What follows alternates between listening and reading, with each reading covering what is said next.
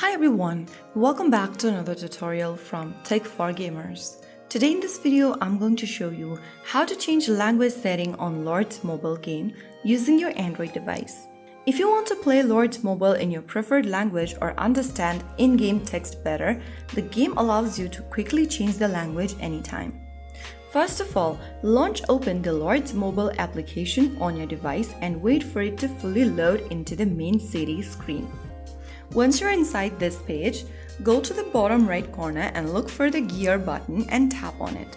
Now, from the several menu appearing on the screen, select Language.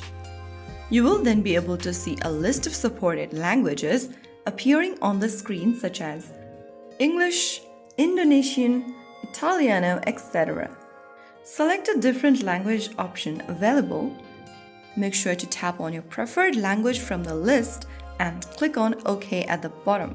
Soon after you do that, the game will load in your selected language. And there you go.